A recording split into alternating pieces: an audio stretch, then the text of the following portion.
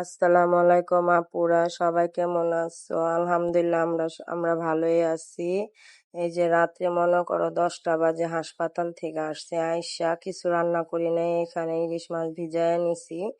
ইলিশ মাছটা কাইটা নিলাম, মনে করো কাইটা ওই যে গাড়ি দিয়া ইলিশ মাছ দিয়া রান্না করব, গাড়িও কাইটা নিলাম। পরে এখানে পেঁয়াজ আলু উলু সব ময় মশলা সবজি টবজি কেটে নিলাম। এখানে চা বসাইছি, চা বানাইছি, দেখো সব থাল বাসন পড়ে রইছে, এগুলি সবই ধুইলাম। সব ধুইয়া পাকলাইয়া এখানে মনে করো যে চাটা রেডি করে রাখছি। চাটা দিব, কিচ্ছু খাওয়া হয়নি সারাদিন। এখানে মেয়ের সার্জারি করছি, মেয়ের শরীরটা কাঁপতেছে, এই জন্য ডিম সিদ্ধ দিলাম, ভাত বসায় দিছি। এখানে আবার মনে করো মেহমান আসছে, কি করুম এখন? এই মেহমানরাও মনে করো চা বিস্কুট আর কি নাস্তাটা দিয়া নিলাম। এখানে ওই যে আলু দিয়া মাংস দেওয়া রানবে, এই জন্য আলুটা আগে বসায় দিছি কষায়া, এই যে মাংসটা দিয়া দিলাম। এখানে ওইখানে ইলিশ মাছ দিয়া গাটি দিয়া রানবো, ওইটাও বসায় দিছি, ওইটা হয়ে গেছে গে। এখানে যে শুটকি দিয়ে আলু দিয়া মাইয়া খাইবো, ওইটাও বসায় দিছি, ওইটাও হয়ে আইছে।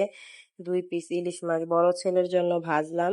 যে এখানে মাংসটা কমপ্লিট, এখানে ভাজা মাংস 3 পিস ভাজা রাখছি, এটা হলো আলু দেওয়া গাটি দিয়া রান্না করছি।